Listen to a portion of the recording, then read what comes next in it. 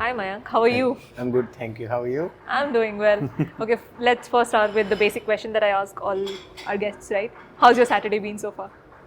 Good, just like the name of my brand. Lovely, that was a very good way to pitch it. Yeah.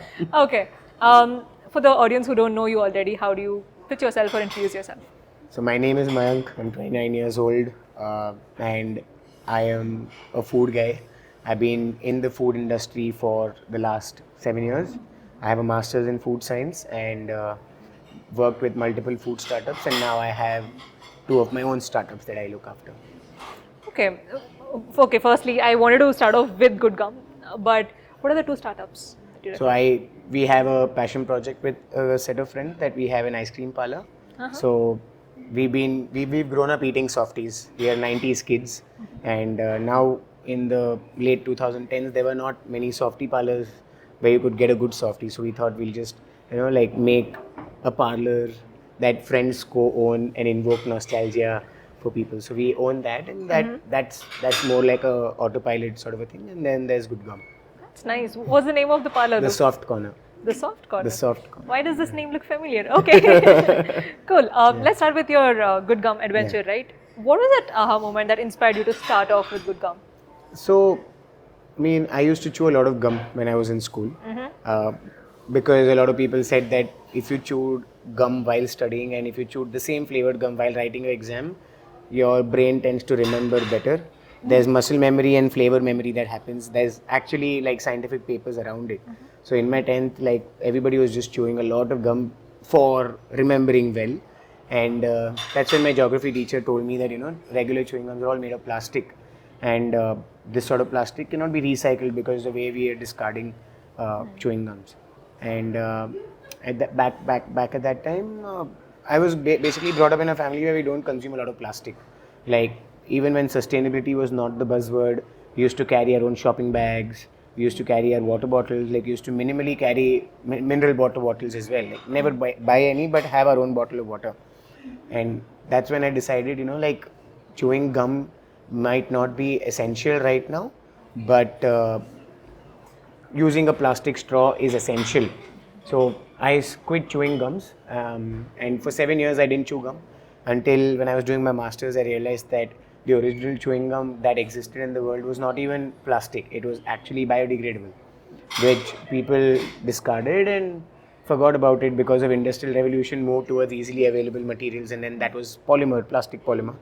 So I thought this would be a great product to bring back into India because the health bandwagon is growing and people want to eat healthy. They're questioning things, questioning ingredients that companies use in a product. And chewing gum was a space that nobody was disrupting, right? Like, what are the brands of chewing gum that you know? Probably the Orbit, the Boomer, the Happy Dent, Correct. and all of these brands are owned just by two companies. One is Wrigley's and one is Perfetti. In terms of manufacturing? Yes, and there's no other chewing gum product in the market. So there's no competition, nobody disrupting that space, and I thought it'd be a right point to start with because I am focused on building something clean in the food space. Plus, I'm reducing the footprint of plastic on the earth, and I will be making business in a lesser competitive space, which makes it easier to do business as well. And all of these things, all of these three things were the key reasons to start with chewing gum as a start point to my career. That's interesting. But you mentioned something about flavor memory. Nobody told me this, by the way. No, Is this a thing, though? there is. I think there are studies out there where even with respect to perfume, for example, there are. If you were using a perfume, particularly in 2016, the summer of 2016, and you stopped using that and you start using it now, the aroma of that perfume will make you reminisce the times that you wore it originally, and that's real. You should try it as well. And there are studies around it. So there are certain things that the brain remembers because of aroma and flavor that invokes that. Okay, I used memory. that. I don't know exact terminology, but it works. That's interesting. Okay, noted. Yeah. And let's go into the behind the scenes for Good Gums. Yeah. What happens? Like, how is it differently manufactured from the counterparts that you mentioned? And what do we do for very static questions, right? To get started with, what do we use for the gumming texture that we have? And how is it healthier than the other options that we have? And also, what do we do for the preservation techniques? We were speaking about it offline as well, Yeah. but what do we do for preservation? Because that's like the major problem in food, Yeah. right? Whichever food you take, it's like Yeah. because of preservatives is like a word now which is not very healthy, or anything which has preservatives should be kind of discarded and stuff. Yeah. Let's probably bust this one after another. Yeah, so see, firstly, every regular chewing gum has a plastic base. What you chew is plastic. What you discard at the end of chewing is plastic, and that's why when people spit out a gum on a road or on a footpath, you'll see those stains will be there for like hundreds of years because it is plastic. It just doesn't disintegrate. And when there's rain, when people are walking over it, when there are cars running over it, all of that, converts into microplastics, enters our water, enters our air, and in turn enters our human body. So if you see that United Nations have, I think WHO has released a report saying that an average human being consumes one credit card worth of plastic on a weekly basis. Right, that much plastic inevitably enters your system because of unseen sources. Right, like a simple bottle of water. When you're opening a bottle of water, because of the friction between the lid and the bottle itself, there are tons of nanoplastic materials that fall into the water and that enters your body. Similarly, there is so much food that is packed in plastic. Nowadays, you see fruits and vegetables also in a supermarket are wrapped in plastic. So there are inevitable ways in which how plastic is entering our system. So what we use at GudGum is a biodegradable sap. If you know the chiku tree, when you make cuts on the bark of the chiku tree, there's a certain latex that comes out, and we use that latex as the base of our gum. And other chewing gums usually have artificial sweeteners, artificial colors, artificial flavors, which are again detrimental on human health. So these high intensity sweeteners, so to name aspartame, acesulfame, potassium, saccharin, these are ingredients that usually you will also find in a Diet Coke or in Orbit sort of chewing gums, and these sweeteners are 400 times sweeter than sugar, 600 times sweeter than sugar, and that's why using minuscule quantities of that sweetener in a product still imparts such high amount of sweetness. So We use that because it's more feasible on a manufacturing front. it's more feasible, and they can claim the no added sugar tagline, zero calorie, because That is people a are scam, calorie. right? Because it is sugar at the end It of is the not day. sugar. It It is doesn't a have sweetener, but calories. it's It not is a a sugar. sweetener. So what it does is it tricks your brain. Now, when there is a 0 calorie sweetener like an aspartame or acesulfame potassium that you consume, so it what it does to our tongue is exactly what sugar does to our tongue. It activates the same taste receptors on the tongue, and what the tongue does is it sends a signal to the brain saying, "Hey, there's something sweet coming into the stomach," right? Because it's everything is connected. So the tongue tells to the brain that there's something sweet or something high calorie coming into the stomach because it tastes sweet, but it does not really have any calories. It does not have any energy in it. So when that food actually goes in, when you're consuming something that has artificial sweeteners in it, the brain thinks there's something high calorie. It releases the juices to digest that high calorie product, but in return, there's actually no calories going in your stomach. So you understand that these juices have been released to digest something, but there's nothing going in. So those juices over time will just cause issues in the stomach. It'll start, like a lot of different problems arise, like probably ulcers or bloating, acidity, because the juices are there, but there's nothing to digest. So what will the juices do? It will digest probably the lining of your stomach. So people usually often, don't look at the longer effects of a product that they're consuming. Maybe right now it is matching your goal of a low calorie sweetener or a low calorie diet, but what does that low calorie sweetener do to you over time, right? So that's usually what is used in artificial, regular chewing gums. Sorry, But we sorry to use, digress a yeah, little bit. Is this the same in terms of all the sugar-free stuff that yeah, we also see? absolutely. So your Coke has aspartame. It has acesulfame potassium, if I'm not The wrong. Zero or Yeah, Diet Coke Coke. Zero. Yes, correct. So WHO initially said that it was safe to consume, and then WHO takes a U-turn. Now it says it could be carcinogenic, and then it says only if you consume this much a week. So, I mean, it's a little difficult for lab-grown items to be completely green listed. Because they wouldn't have done as much testing. You see that with the vaccine also, the COVID vaccine that people took, because it was made in so much haste. now you see the ill effects that people are dying at a younger age because it's not tested enough. So the same way with lab grown ingredients like these artificial sweeteners, artificial flavors. So what we do at GudGum, we use 100% natural sweeteners. We use stevia, which is plant based. We use xylitol, which is plant based as well. We use vegetable and fruit extracts to flavor and color the gums. So, for example, in our mint gum, we're actually using peppermint oil. We're using activated charcoal powder to give that black color to the gum. In our strawberry and raspberry, we're using beetroot extract to color the gum.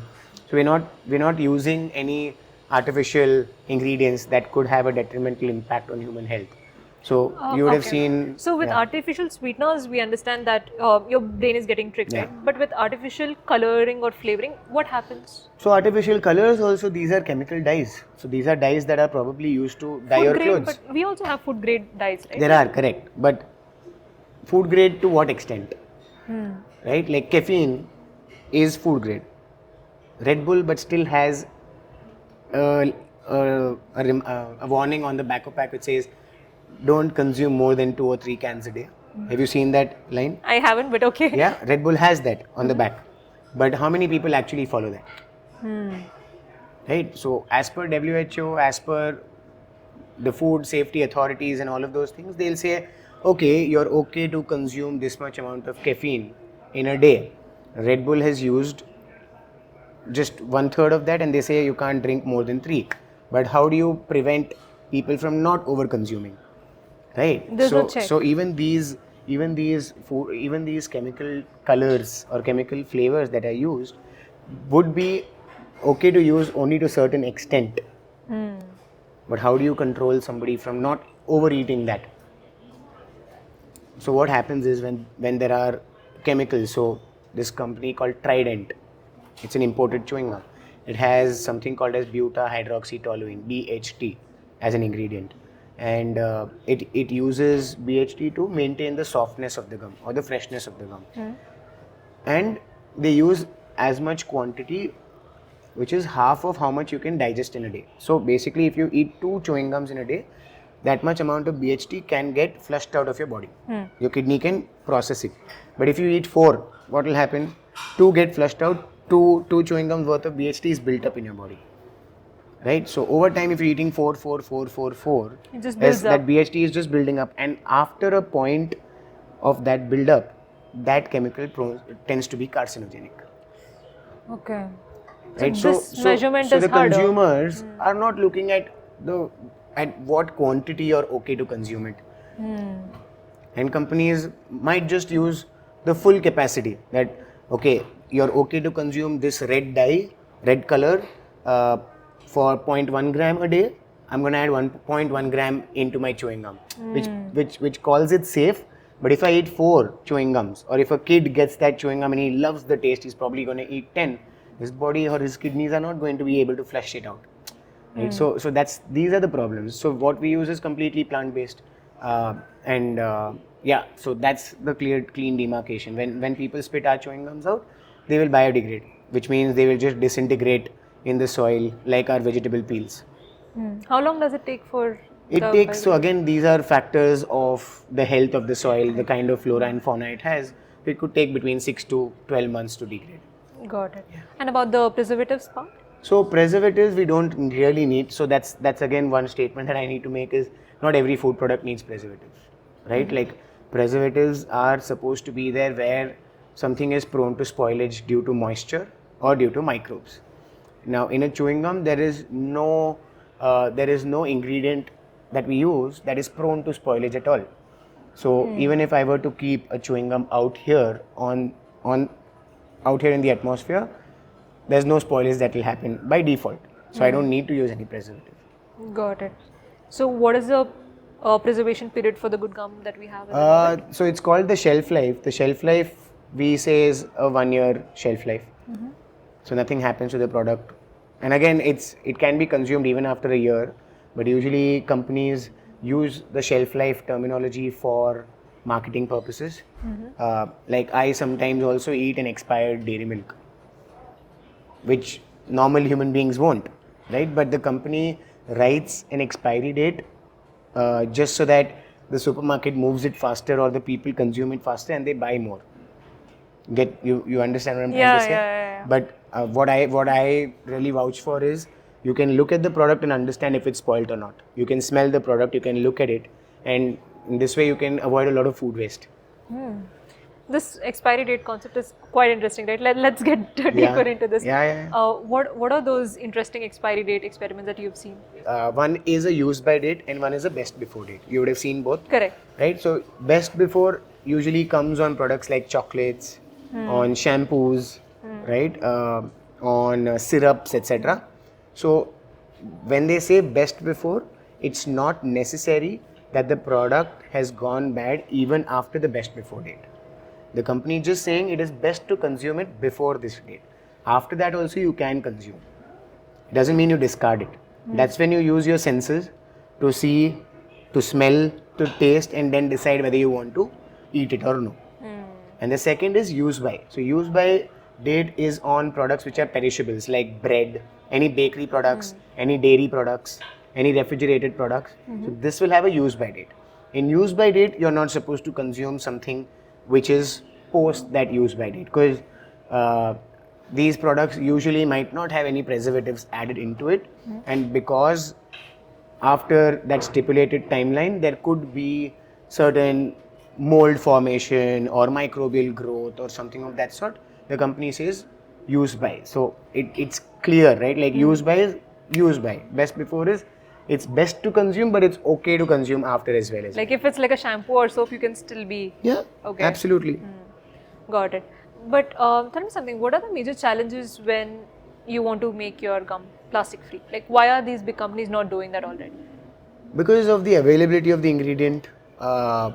Like I will never be able to sell, and also the price of the ingredient. So I will never be able to make my chewing gums sell at ₹1 a gum. Whereas the regular plastic gum base would be available at about 200 to 350 rupees a kilo. What I buy A kilo? Yeah, a kilo. Okay. Like the gum base that is used. In that is added the sugar, they'll add the flavors and colors and all of that. And the gum base that we use comes at probably 1600 to 1800 rupees a kilo. So you see the clear demarcation. So the companies that are making a mass product which is much more affordable, they will not use this base, because again, why won't they use this is they will sabotage their own business, right? They can't make a plastic free gum now and say, hey, I've been giving you plastic all these years, now there's a plastic free gum.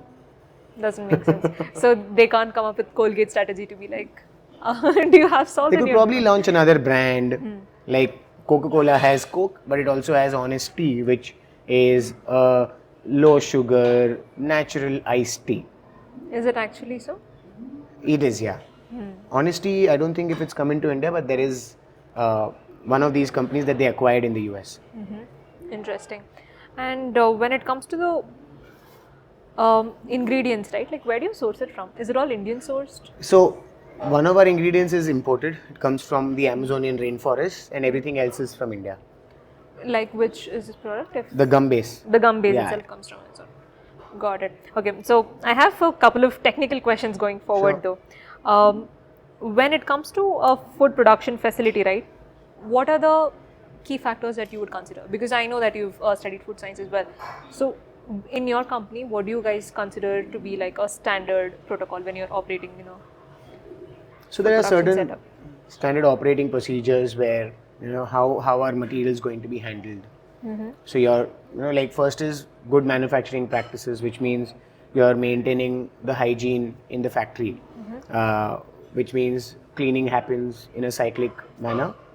You're wearing hairnets, you're wearing gloves, you're sanitizing the workstations very frequently, and the layout and basically the way factories are set up is really dependent upon the food that you're making. Like a bakery will be very different from an ice cream factory, which will be very different from a confectionery factory. So every industry has its own nuances, but all we focus on is pest control, maintaining clean hygiene and things like that. Got it. And when it comes to the supply chain management, this is our understanding of how manufacturing and supply chain works, right? So when it comes to manufacturing, I would think of something like we start, we prepare, and we are shipping it. It is ready to ship. While I'm talking about supply chain management, that is from the manufacturing unit to your customers, Yeah. right? How do you guys handle your supply chain management at the moment? So we sell in two ways. One is D2C, where we are shipping direct to customer, and one is B2B, where we ship to retailers, and retailers display the product in the supermarket shelf. So yeah, we have like for the online business, we take orders on our website and also on Amazon. Amazon, we are FBA, which means our inventory is stored in the Amazon warehouse. Orders go to where Amazon, and the products are shipped and returned back there if there's any return. With our own website, we ship the products from our warehouse to the customer. And for the B2B, yeah, so we just use like usual courier. So that's the beauty of a chewing gum, where I don't need to have multiple warehouses. I can ship from Bangalore to anywhere in the country with like very cheap prices, because it's a small, lightweight product. Whereas if it was snacks, if it was beverages, it would be heavy, it would be difficult to ship. Got it. And we recently shot a manufacturing podcast as well, right? But one question which I had was around the quality control. Especially with food, it is very important for you to ensure good quality control. Right? What do you guys do on GudGum front to ensure that you maintain the quality that you guys expected it to have? So quality control in our case is very sensory. We make sure we taste the gums in every batch to see if consistency in texture and taste is there. Even though because there's like 50% of the process of manufacturing is still manual in our case, right? Like that's why when you look at the products, look at the chewing gums, not all pieces will be of the same shape and size because it's still hand cut. So we maintain quality control in the sense where the taste is similar, so recipes are followed, and we also weigh out do a sampling where 100 packs of chewing gums are packed. We'll see if the weight that we packed is about 21 grams or more. Got it. And these were largely the questions around food itself, right? But let's come to the entrepreneurial side of it. Tell us about Shark Tank. How was your experience, first of all? Shark Tank was great. It was a long, tedious process, but I think post Shark Tank things have been great because it gives you immense visibility. Indian consumers still watch a lot of TV, and coming on national television at prime time and getting a deal from 4 sharks who built big businesses in India and are very, very much looked up to, it gives us a lot of proof of concept. So a lot of things have changed where people who were doubting the product or doubting what we were doing now have certain amount of belief that okay, maybe we are on the right track, that our product is good, the business model is great. So yeah, things have been upward since Shark Tank happened. That's nice. So you say it's a very good marketing platform. Absolutely, yes, 100%. Everybody should go because it's free of cost. You should just But how was the procedures for you to apply and stuff? Like how did it happen? Like right now, as we speak, the initial registration forms are live. So the initial registration forms are very simple, where you got to fill basic details about your company, talk about your basic revenues and your idea. Post which they send you a longer form. If you pass the first form, they'll send you the second form, which is much longer, where it is much more demographical. They'll ask you questions like, what was it like growing up? What was your favorite subject in school? Like who are you very close to in your family? So the basic questions to understand, or I feel why this long form is to understand whether this founder has the patience to actually go through all of it, right? Like 20 pages, I think it was about 25 long questions, easily about 400 words each. Oh my God. I might be wrong, I'm not sure, but I had at least 15 times when I thought I want to quit and I don't want to fill this form up. But that shows again that grit, right? Like they want to screen out the people who don't want to put in the effort to come onto the show from the people who actually want to put in the effort.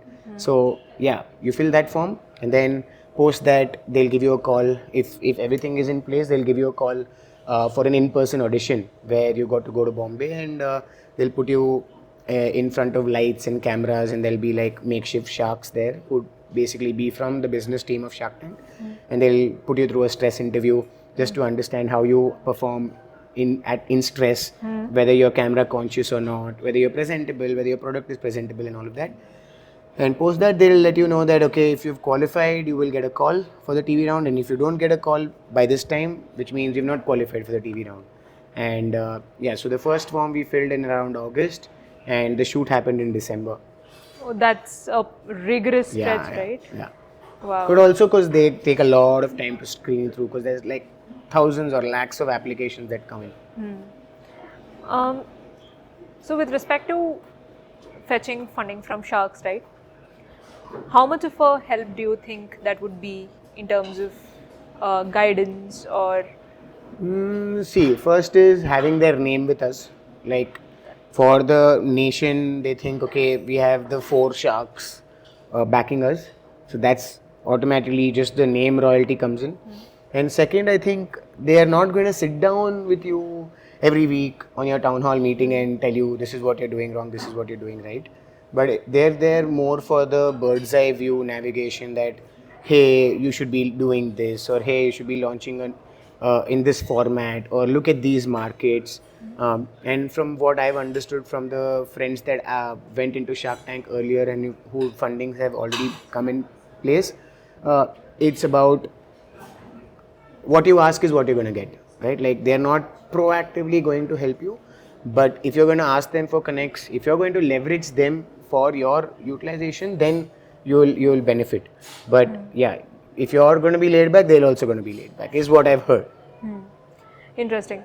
So how far has the GudGum's reach improved after Shark Tank in terms of numbers, if in case you're So immediate numbers, within the month of February, we'd gone 5x of what we were Wow. doing pre-Shark Tank. And post that, obviously the numbers fizzled down. Now we're at about 2.5x consistent in the last 3 months post-Shark Tank, pre-Shark Tank. That's interesting. Yeah. That's like a very immediate reach, right? That you get. Yeah, it's insane. Like the day the episode came out, that week our phones are only buzzing. Like there was an order a minute, almost an order a minute. So that shows the impact that this show has across the country. True. And with respect to your consumers that you're targeting, right? There are broadly like 3 to 4 category of consumers that you had mentioned over Shark Tank as well. Has it changed, tweaked a little bit, or are you targeting bigger customers right now? I think we are now doubling down on those consumer subsets. So we're making products matching their niches. So for our athlete audience, we're making a caffeinated gum. For our for our corporate audience, we're making a de-stressing gum. Right? How are they going to be different? Like caffeinated, as in, is it going to be slow release? There will of be caffeine in it. We'll add one cup of coffee worth of caffeine into the gum. Okay. Where you're at work on on your laptop and you're feeling drowsy, and you just chew the gum, and over 20 minutes you're gonna get sustained energy release coming in from the gum. So there's a lot of use case where students in class can focus, corporates at work can focus, athletes can up their energy while they're playing a game. So the caffeinated gum is one segment we're looking at. We're looking at the probiotic gums because gut health is the buzzword right now. And chewing gums we're looking to endorse chewing gum more as a post-meal ritual where it helps you clean up your teeth, helps you prevent cavities. Correct. But when we're adding bacterial spores into it, it also helps add good bacteria into your gut. So probiotic gum is something that we're looking at as well. And with the de-stressing gums, we're looking to include ashwagandha and a few other active ingredients which will help you calm down. So these 3 use cases are what we are doubling down on. But with respect to price point, right? Like you mentioned, it is relatively expensive than the counterparts that you have. Do you think India has a market at the moment?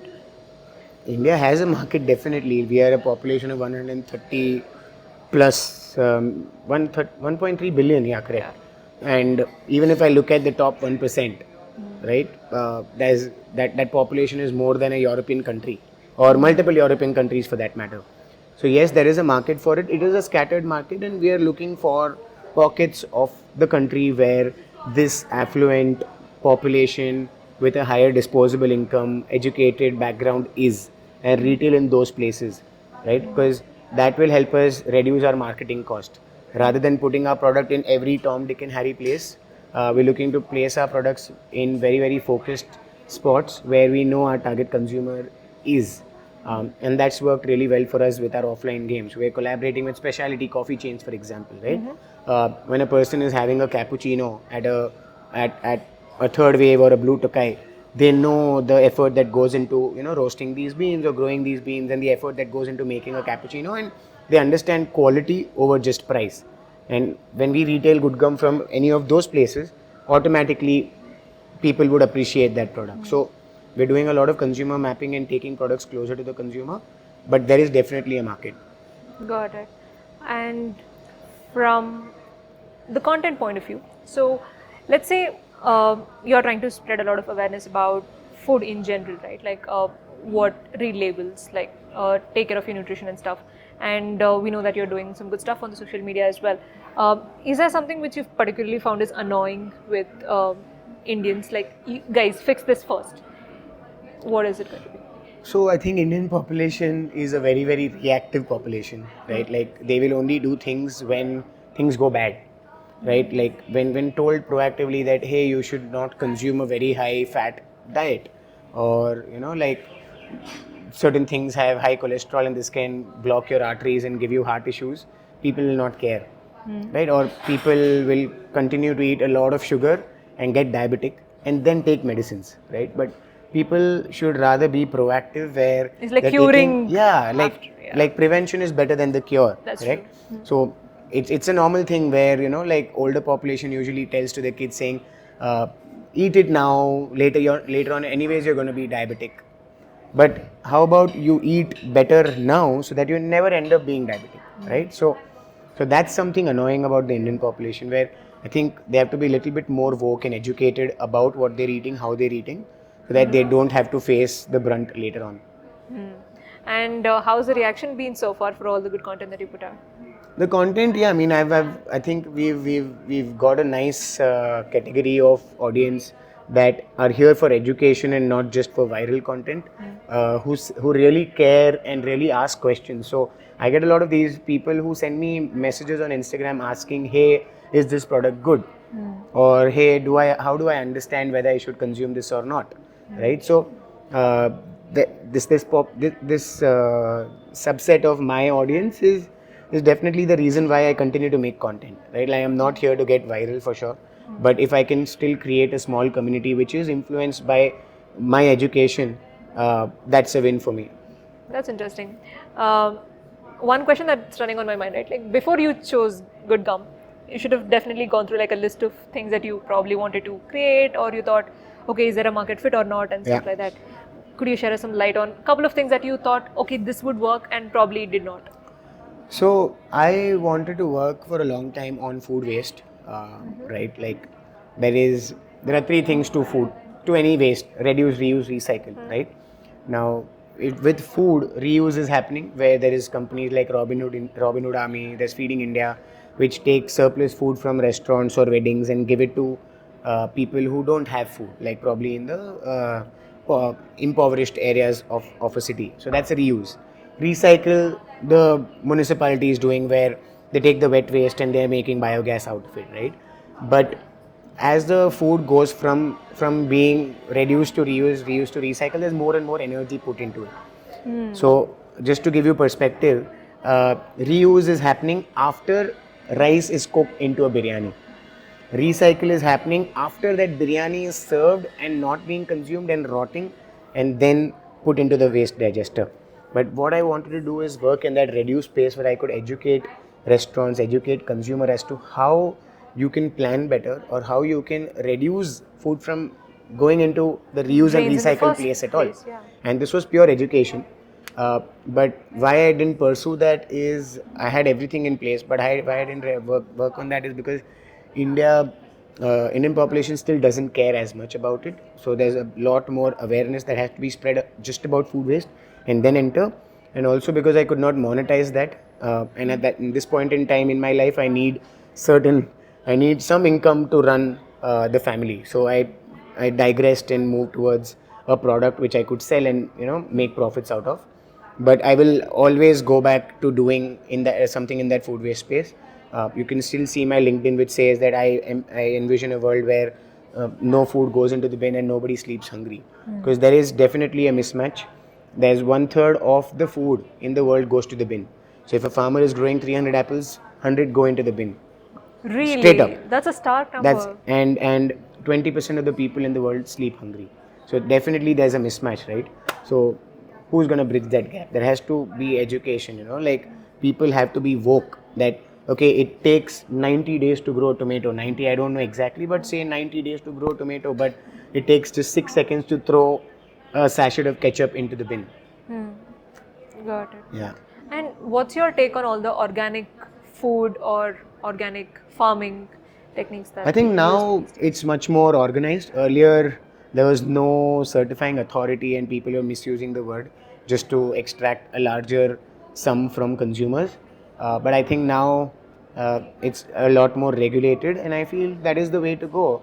Like, help us understand this, right? Like, when we say organic, what do we mean? Like, do we mean like, are we using organic fertilizers to grow this thing, or what is it? Like, So organic is it like wholesome? So what are we correct. referring So to? organic is, I'll tell you, when a food product gets the organic term, right? Uh, when a farmer is using chemical fertilizers or pesticides, it takes years together for those chemicals to vanish from the soil. Yeah. So first the farmer has to let go of, like waste those many years uh, of not using chemical fertilizers or pesticides, make the soil clean and then start using organic fertilizers, organic pesticides, etc. And then that product is called organic. So there is no chemical in the supply chain or the uh, life cycle of the food product at all, right? So organic is the way to go because that's how food was meant to be, right? When you look at like today's bananas, these were not the bananas that existed thousands of years ago.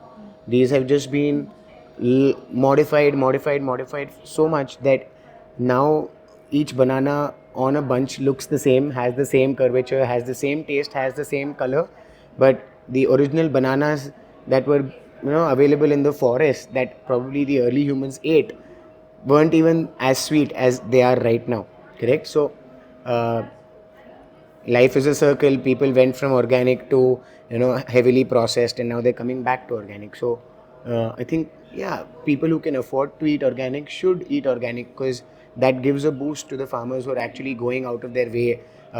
Like when you're using chemical fertilizers or pesticides, etc., the growth is much higher, yield is much higher, but when you're doing it organically, the yield is much lower, and that's why organic The products cost cost is expensive. So people who can afford should consume so that these farmers have an income coming in and they can influence more people to move towards organic farming. So this organic word is across, right? It's not just vegetables, it's across your A2 milk, Yeah, A2 yeah. geese. So is it going to operate in the same fashion as well? Like, because what we have heard in terms of A2 ghee and A2 milk is like, okay, the cows are properly taken care of, not a lot of antibiotics that's being injected to them and stuff like that.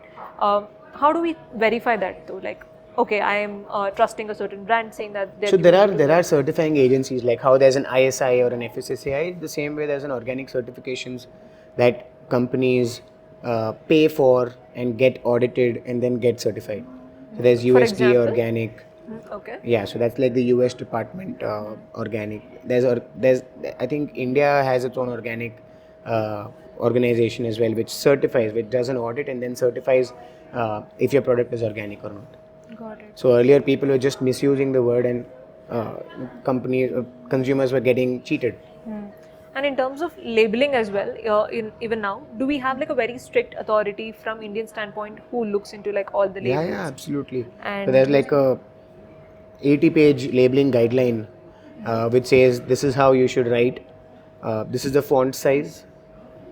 This is what has to be on the front of pack. Like every product should have the veg or the non-veg symbol on the front of pack, the weight of the product, the name of the product, the brand name, uh, and if there are any claims made on the front of pack, like for example, Bonvita initially used to write strong bones, healthy muscles, and all of that.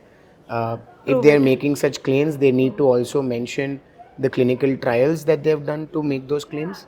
So there are lots of guidelines in place, regulations. but also there are lots of people in India who are hired just to find loopholes in those guidelines to be able to, brand the product in a way where it does not come under the radar of the FSSAI. Got it. But are there any interesting guidelines that you found? Like, okay, what is the need of this guideline? Have you? No, so found for something like that? example, if I Bonita, for example, right? So if they've written strong bones, they need to give a clinical trial that okay, this is how we prove that people who drank Bonvita Have stronger bones. have stronger bones. But if I don't write that adjective strong and I just write bones, it's okay. I don't need to submit any clinical trial. So I can end up just writing on the Bonvita pack saying bones, muscle, hair, and what will the human being think? Nicer hair. It will be Imply, nicer. yeah. Exactly, right? So, but the company has done no clinical trials. They've just found that loophole in the guideline that if you are making a claim with an adjective, then you need to furnish necessary certifications. But if you are just using the word, you're playing with the human brain. Psyche. And it's also about the visuals, right? Like you can just add a stronger looking muzzle or something like that, and people will It's automatically. like you can look at bourbon, the biscuit, right? So you'll never see chocolate cream. You'll never even see chocolate word on it. They'll say choco creme, CHOCOCREME, because there's no chocolate and there's no cream in the product. If they wrote chocolate cream, there has to be chocolate and there has to be cream in the product. They will write choco creme. Very smart, very smart. Exactly. Got it. If somebody, let's say I want to start something on my own in the food industry space, what would you guide me? Where do you think I should start today? Should I have a master's degree in food, by the way? No, nothing. At this point in time, making a food product in India is the easiest task. To be able to sell that product is the most difficult part. So I think you just have to have like basic business sense or marketing sense, and you're good to go with a product that actually is solving a problem. So I keep telling everybody that just don't make products because everybody else are making it. Like now energy drinks are the buzzword, and there are tons of energy drink brands popping out, and I don't think they're here to stay for long. But whatever the new age entrepreneurs do, what I'd say is make products or sell products that you yourself would consume first, right? I don't think the founder or the CEO of Coke today drinks Coca-Cola every day or endorses drinking any of their products on a daily basis, correct? So I think the new age founders should make products that are better for the people around, and that's when we as a human population will move towards a healthier population than moving towards an obese, a diabetic population. So that's my 2 cents, and yeah, I'm a strong believer of eating clean, and I will always make products that I would consume myself. So and then only then the passion comes in. Else it's just making money at the expense of impacting the health of consumers. And how easy or difficult for it is for a person to get into the food industry specifically, because other industries, so like let's say tech, it's easier for me to write a piece of code, put it online, test and stuff, right? Like how did you guys go through your testing phase? So it's not very difficult. You just need to get an FSSAI registration first. Like FSSAI registration is very simple. When your revenues are under 25 lakhs a year, you just need a registration, which is a single form that you got to fill.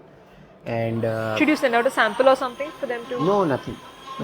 It's just that you're a product and the FSSAI knows that you're doing something in that space. That's all. And how we tested the product is we actually made like 300 samples and we sent it out to our target audience, which was friends, families, etc.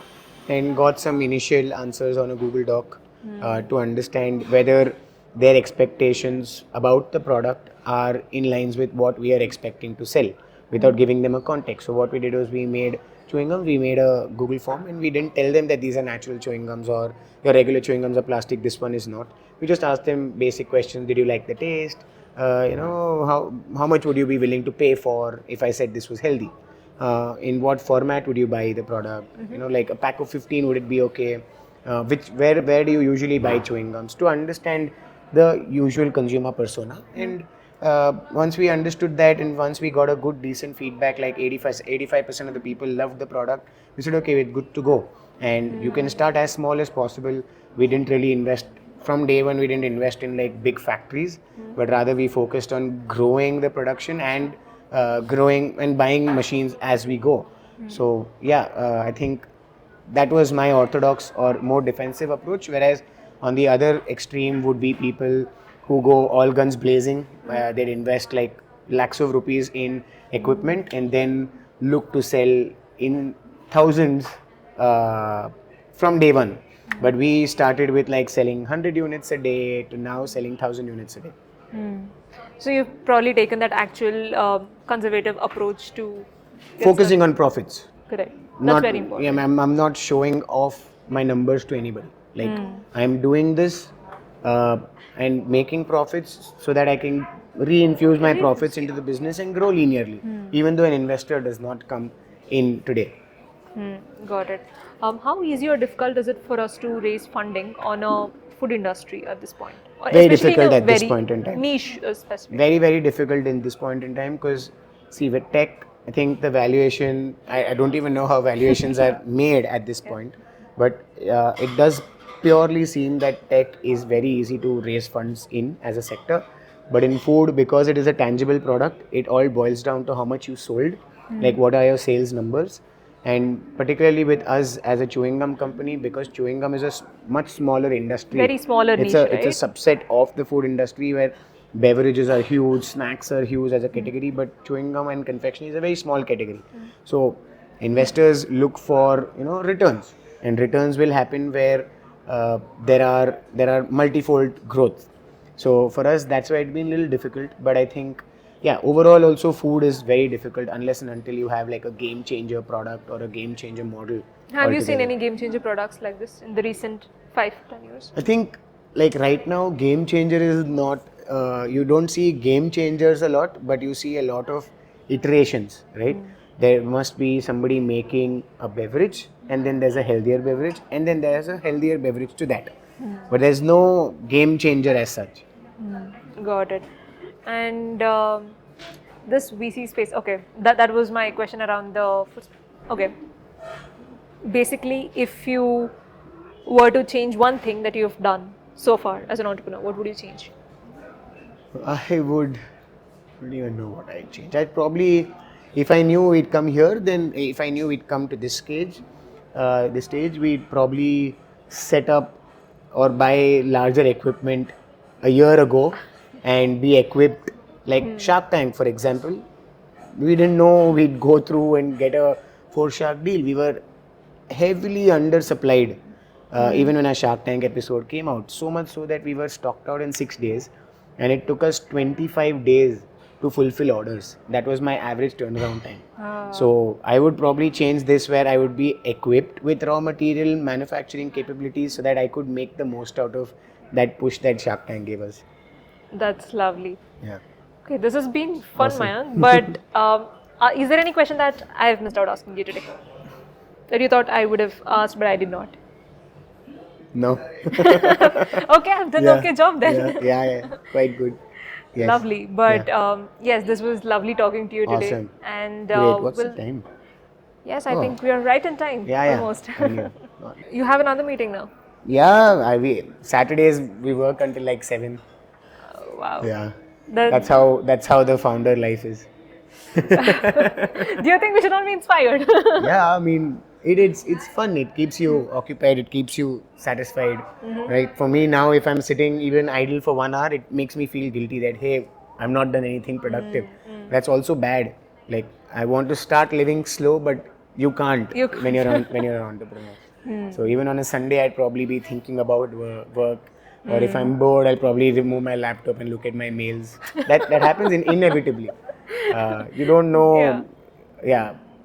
Oh, what is like a slippery It's slope? It's like a black hole. Once you're in, you're How in long it. have you for been good. doing this for though? In entrepreneurship for the last 4 years. 4 years, yeah. Have you GudGum been for 2 enjoying years. it? Yeah, enjoying, like very happy. Now usually we have 5:30. That's why I told you, hard stop, because 5:30 to 7 o'clock every Saturday we have the meeting for the ice cream parlor. Because all of us, this is Oh. like a passion project. All of us have a main business. So only on Saturdays is when we meet and just do a review of the last week and plan for the next week and all of that. But how many branches do you have? Just for one. Sir? Just one, is it? We could actually give out franchises and grow it, but we don't really have bandwidth. All of us have our own businesses, so nobody has the time. We're just figuring out some things and probably hire somebody to Run it, then yeah. grow it. Right now it's autopilot. We don't even have to go to the ice cream parlor, but how to multiply now? Because we have a model in place. We know this is how much profits you can churn out, so we can just give franchises to people and they can run it. Got Need it. just like a operations manager who look after the operations around. Lovely. Come down sometime. It's in your area only. Oh, for sure. But yeah, is there any feedback for me as a host? No, not at all. Quite For good. us as a team as well? No, nothing as such. Nothing. It's like, Yeah. okay, ask feedback from me also. No, quite good. Yeah, because even at my soft corner place, we're looking to do like micro podcasts. We have like a nice sign which says "Be a Softie." So we just want to get like people of Bangalore to have like yeah. a basic conversation and like a chat over a softie and record that and put it.